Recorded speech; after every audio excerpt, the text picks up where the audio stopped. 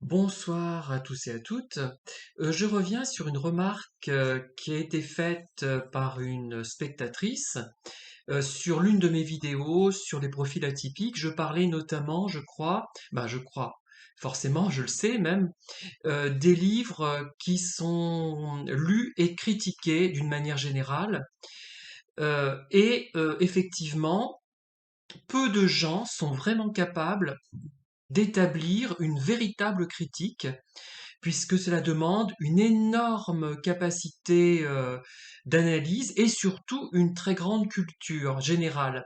Bon, après, la critique idéale n'existe pas, elle sera toujours empreinte de subjectivité. Mais je vous donne un exemple. Par exemple, je n'aime pas du tout les Mémoires d'Adrien de Marguerite Yourcenar. Moi, ça ne m'a pas touché, ce livre. Euh, Selon mes critères, j'ai trouvé qu'il y avait peu de sensibilité, notamment entre les relations d'Adrien et de son Antinoüs, si je ne m'abuse, hein. Ça ne m'a pas touché du tout, mais je suis capable de reconnaître que le style est extrêmement bien travaillé.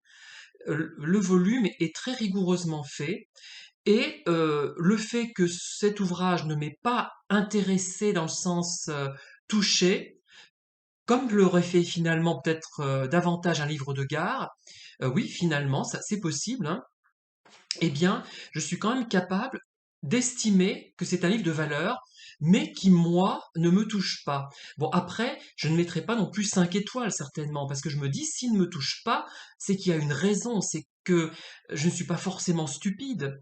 Je sais pas comment dire, je manque pas forcément de sensibilité, donc je me dis qu'il y a peut-être quand même quelque chose de très froid, de très peu exprimé dans les sentiments qu'Adrien a pour Antinoüs, par exemple, hein, ou alors que je ne le perçois pas. Donc voilà. Donc c'est un livre que de toute façon je mettrai pas une étoile sous prétexte qu'il ne me plaît pas, que je n'ai pas éprouvé un grand plaisir à le lire, mais je reconnais qu'il a des qualités. Alors ce qui va se passer, c'est que des gens qui vont lire un livre pour lequel ils ne vont pas éprouver de plaisir de lecture finalement, mais même s'ils se rendent compte que c'est bien fait, bien écrit, s'ils en sont capables toutefois, eh bien ils vont mettre par exemple une étoile dans le système Amazon, hein, ou dans d'autres systèmes, il y a souvent une étoile qui correspond à quelque chose de vraiment très faible, hein, de très mauvais.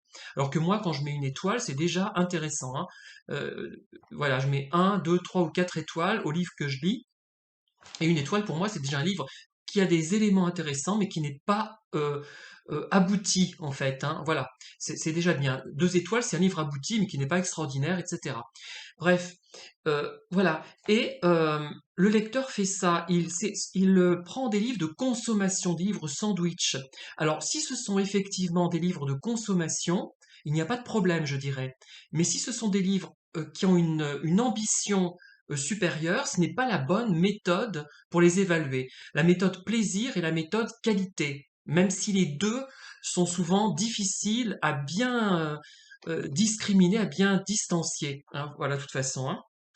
Et on se rend compte aussi, donc là ça peut être une déception, je n'ai pas éprouvé de plaisir en lisant votre livre, je me moque de savoir s'il est de qualité ou pas, s'il pourrait plaire à quelqu'un d'autre. Alors voilà, alors là ce n'est pas une critique, c'est plutôt un avis plaisir, on pourrait dire ça comme ça, hein. Il faudrait peut-être justement nuancer, mettre d'un côté l'avis plaisir et d'un côté l'avis critique finalement, c'est-à-dire que moi un livre je pourrais mettre 5 étoiles, c'est le maximum souvent sur les sites, pour un livre que je n'ai pas, pour lesquels je n'ai pas pris de plaisir, et une étoile pour le côté plaisir. Bon, ça n'aurait pas vraiment de sens, ça complexifierait un peu trop. Un d'un côté et 5 de l'autre, voilà. Là, ça rétablirait les choses.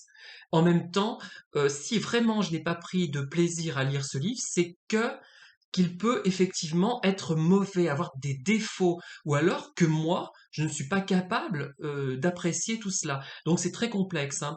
On n'aura jamais une évaluation correcte. L'évaluation a de sens, il faudrait même pas mettre d'étoiles, donner des avis écrits. Elle n'a de sens, cette évaluation, que pour rendre compte de ce qu'on a lu. Rendre compte de ce qu'on a lu. Est-ce qu'on a, à la limite, éprouvé du plaisir ou pas, c'est une dimension qui peut être prise en compte par celui qui va lire cette critique. Euh, le côté plaisir, le côté qualité, mais le problème c'est que ce qu'il faut éviter, à la limite, mettre un avis plaisir très faible pour un livre de très grande qualité, ce n'est pas si grave, mais ce qui est grave, et personne n'y échappe à un moment donné, certains le contrôlent, d'autres pas, c'est de mettre un avis de haine, de frustration. Alors certains, et moi ça m'est arrivé, je le dis franchement, hein, par contre je les ai supprimés ces avis, la plupart, hein, quand je me suis rendu compte, mais j'en ai pas mis beaucoup, hein, que c'était un avis de frustration. Alors parfois j'ai mis des avis d'incompréhension, c'est-à-dire que j'ai méjugé des ouvrages qui par la suite m'ont semblé excellents. Et là, j'enlève. Maintenant, j'ai tout enlevé, j'avais tout enlevé, parce que je me rendais compte que je n'étais tout simplement pas assez intelligent pour apprécier telle œuvre, tel ouvrage, ou pas suffisamment cultivé pour l'apprécier, ou encore pas spirituellement arrivé à un stade qui me permet de l'apprécier. Voilà. Et je suis encore très limité, ce qui fait qu'il y a des ouvrages qui paraîtront excellents à certains, parce qu'ils sont beaucoup plus intelligents et beaucoup plus cultivés que moi, et qui, moi, me laisseront indifférent. Je préfère ne rien dire dans ce cas-là. Voilà. Pour ne pas méjuger, mésestimer un livre qui mérite beaucoup mieux. Donc il y a quand même aussi ce côté haine, ce côté frustration qu'on va projeter dans les livres que l'on lit parce que on se dit mince celui-là ou celle-là elle écrit et moi je n'écris pas, je n'en suis pas capable alors que j'ai fait des études littéraires, j'ai un doctorat en lettres par exemple, certains je les vois venir, hein, mais je n'arrive pas à écrire, je n'arrive pas à créer, je peux imiter mais je ne peux pas créer. Quoique la création, c'est toujours une partie d'imitation, hein. Une grande partie, c'est de l'imitation. D'où le problème un peu du plagiat qui peut paraître être du plagiat, mais qui n'en est pas, puisqu'on imite finalement en grande partie, et après on met sa personnalité sur cette imitation. On part de quelque chose, on part rarement de rien. Quelqu'un qui ne lirait jamais aura du mal, je pense, du moins je le pense, hein, je n'en suis pas certain, à écrire quelque chose lui-même, hein. Il faut partir de, il faut une base. Il faut avoir lu des livres pour en écrire. Moi, je pense, hein, du moins, j'en suis pratiquement persuadé. Et donc cette haine projetée sur un livre, alors on ne lit plus le livre en lui-même, mais on veut taper sur la personne qui l'a écrit. Alors ça peut être une personne à qui l'on en veut personnellement, par exemple, ce qui fait que on va prendre le contre-pied systématique de tout ce qu'il fait, de toutes ses paroles, de toutes ses idées, de tous ses textes, a priori, c'est-à-dire qu'on va les lire ou pas les lire, peu importe, mais de toute façon, on va le condamner avant même de pouvoir qu'il puisse se défendre. C'est-à-dire que on va même plus, au bout d'un moment, lire les livres, ou on va les lire avec en tête l'idée de remarquer ce qui ne va pas. Voilà. Et on trouvera toujours, hein, ce qui ne va pas. D'ailleurs, en plus c'est subjectif, mais même objectivement on peut trouver. Donc voilà, si on parle avec cette attitude-là, ben on ne les appréciera jamais. De la même façon, si on est trop attiré positivement par la personne, si on l'apprécie trop, si on l'aime même, eh bien, on va avoir l'effet inverse qui va se produire. On ne va pas remarquer forcément les défauts. On les verra, mais on ne les dira pas. Parfois, on va comment dire, les remarquer, mais pas les exprimer. Donc les deux attitudes sont un petit peu gênantes. En même temps, l'une est quand même plus positive puisque elle fait ressortir ce qui est bien dans le livre. Bon après, moi c'est voilà. Après, le mieux, moi je pense, d'une critique, plutôt que de mettre des étoiles, c'est de mettre des commentaires, commentaires sur le genre du livre. Pour moi, ce livre c'est tel genre. Commentaires sur les personnages, commentaires sur la quantité, la longueur, commentaires sur le thème abordé. Alors, sachant que ça sera subjectif, évidemment, commentaires sur le style, c'est-à-dire l'écriture, etc. Voilà, en mettant ça, on est beaucoup plus constructif, même si on n'apprécie pas, on arrivera à dire quelque chose qui sera utile au futur lecteur et à l'auteur lui-même. Voilà, ça sera utile, même si la personne finalement n'a pas compris. Mais pourquoi elle n'a pas compris? Peut-être que l'auteur n'a pas utilisé les outils nécessaires à ce- à la, à ce- pour que la personne qui lit son livre le comprenne. Mais de toute façon, il y a tellement de diversité de population qu'on ne sera jamais apprécié par tout le monde. Ce n'est pas possible, de toute façon, hein. Voilà. Euh, Ces critiques qui sont là pour défouler la personne, elles n'ont strictement aucun intérêt. Elles apprennent plus sur celui qui les fait que sur celui qui a écrit le livre, par exemple. Voilà, on apprend plus sur cette personne. C'est une personne qui a peut-être des frustrations, qui en veut à l'écrivain, à l'auteur, qui a déjà ce genre de problème aggravé par les boissons qu'il absorbe, alcool, drogue, etc. Voilà. Donc, ce genre de commentaires qui expriment la frustration, ça nous renseigne davantage sur celui qui fait les commentaires que sur le livre, que sur l'auteur. Voilà, c'est un intérêt à ce niveau-là. Et il y a des gens qui vont prendre de façon systématique le contre-pied de ce que vous pouvez exprimer parce qu'ils ne vous apprécient pas. C'est par exemple en politique, si on est plutôt à gauche et qu'on écoute un homme de droite, on va parfois malheureusement avoir tendance à prendre systématiquement le contre-pied de ce qu'il raconte, même s'il est aussi dans la même tendance que vous à certains points de vue, parce que ce n'est pas toujours aussi tranché que cela.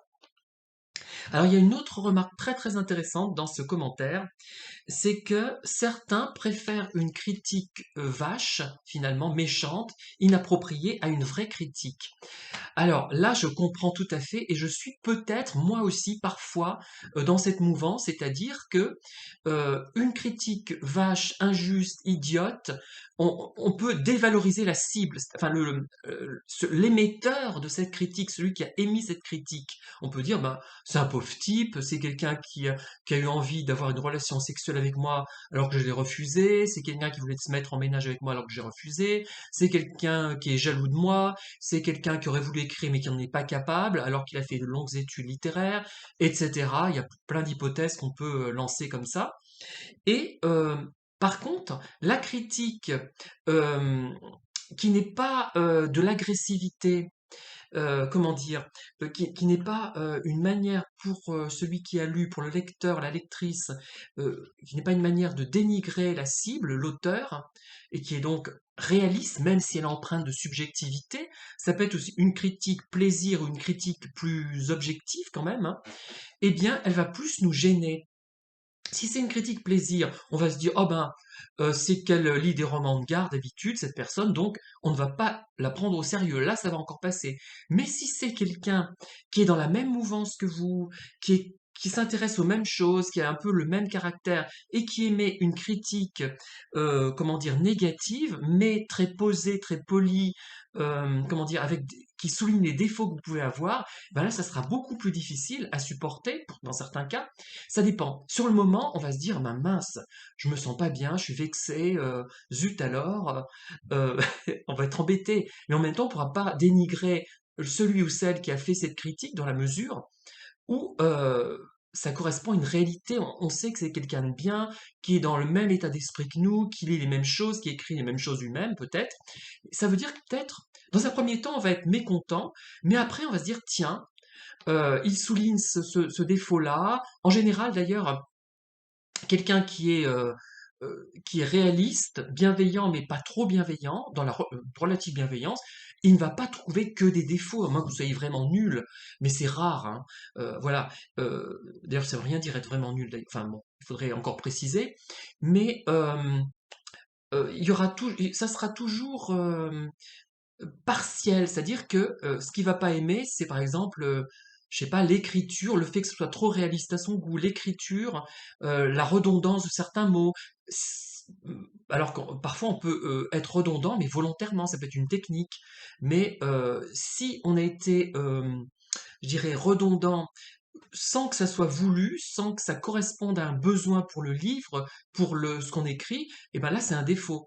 Donc dans un premier temps, moi je dirais qu'on va être mécontent, on va être triste, même en vouloir un peu à la personne, mais après, si ce sont des critiques vraiment vraiment constructives, on va les accepter dans un second temps et en tirer bénéfice, en tirer parti, pas toujours de la façon dont la personne qui a écrit la critique le voudrait, mais ça nous fait penser à autre chose. C'est-à-dire que, tiens, elle me dit ça, elle me dit, par exemple, cette personne, on l'a reproché souvent, j'ai un style pompeux, grandiloquent, euh, voilà, ce qu'on me reprochait toujours hein, quand j'étais en classe, emphatique, solennel, voilà, et dire, est-ce que c'est vrai? Ah ben oui, c'est peut-être vrai, mais est-ce que justement je devrais pas l'exploiter encore plus pour faire quelque chose d'un peu amusant, l'exploiter plus mais l'améliorer, voyez? Partir de ce qu'on est parce qu'on ne pourra pas changer de toute façon.